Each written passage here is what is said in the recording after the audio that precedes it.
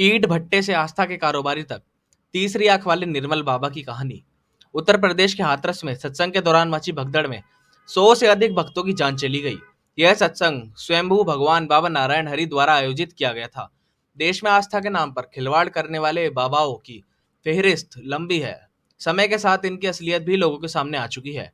ऐसी ही एक कहानी है निर्मलजीत स्वरूप ऐसी ही एक कहानी है निर्मलजीत सिंह नरूला उर्फ निर्मल बाबा की, जिन्होंने असफल व्यवसाय के बाद आस्था के क्षेत्र में अपनी जगह बनाई। निर्मल बाबा का जन्म 1952 में पंजाब के पटियाला में हुआ था। उनकी स्कूली शिक्षा समाना, दिल्ली और लुधियाना में हुई। उन्होंने लुधियाना के सरकारी कॉलेज में स्नातक पढ़ाई की, लेकिन अंग्रेजी में एमए की पढ़ाई के दौरान उन्हें टाइफाइड हो जाने के कारण वो उसे पूरा नहीं कर सके। इसके बाद उन्होंने बिजनेस में हाथ आजमाने का फैसला किया। 22 साल की उम्र में निर्मलजीत ने व्यवसाय करने का निर्णय लिया और अपनी मां से 90,000 रुपए प्राप्त किए। वर्ष 1974 में उन्होंने ईंट भट्टा व्यवसाय शुरू करने के लिए डाल्टगंज का रुख किया। 1976 में उनकी शादी सुषमा नरूला से हुई।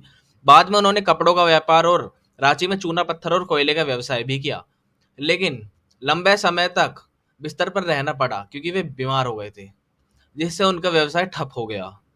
1983 में निर्मलजीत और उनकी पत्नी ने अपने बच्चों के साथ दिल्ली में नई जिंदगी की शुरुआत की। दिल्ली में उन्होंने समागम करना शुरू किया और धीरे धीरे उनकी लोकप्रियता बढ़ने लगी। भक्त उन्हें निर्मल बाबा के नाम से पुकारने लगे। 2006 में निर्मल बाबा ने टेलीविजन चैनलों पर आना शुरू किया। जल्द ही वे तीसरी आंख के नाम से प्रसिद्ध हो गए। उनके दरबार में शामिल होने के लिए 3,000 और टीवी कार्यक्रम में शामिल होने के लिए 5,000 रुपए फीस देनी होती थी। उनके कार्यक्रम 36 से अधिक टीवी चैनलों पर प्रसारित होते थे।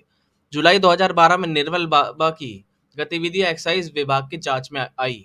उन पर लगभग 3.58 करोड़ रुपए सर्विस टैक्स लगाया गया। निर्मल बाबा पर लखनऊ, भोपाल, रायपुर और फतेहपुर में धोखाधड़ी और वित्तीय अनियमितताओं का केस दर्ज हुआ। एक इंटरव्यू में उन्होंने कहा कि उन्हें यहाँ किसी तरह की गड़बड़ नहीं है और उन्होंने अपने दावों को अंतर्राष्ट्रीय संस्था से जांच की चुनौती दी। निर्मल बाबा ने एक व्यक्ति से 31,000 रुपए लेकर बीमारी से निजात दिलाने का वादा किया था, लेकिन कोई फायदा नहीं हुआ। इसके बाद उस व्यक्ति ने केस दर्ज कराया। 2012 में लखनऊ के गोमती नगर में तान्या ठाकुर और आदित्य ठाकुर ने उनके खिलाफ धोखाधड़ी का मामला दर्ज कराया। जितेंद्र सिंह नामक व्यक्ति ने भी उन पर धोखाधड़ी का आरोप लगाया था। निर्मल बाबा ने एक समय में अपने व्यवसाय में असफलता के बाद आस्था के क्षेत्र में कदम रखा था और बहुत ही कम समय में वे एक सेलिब्रिटी बन गए।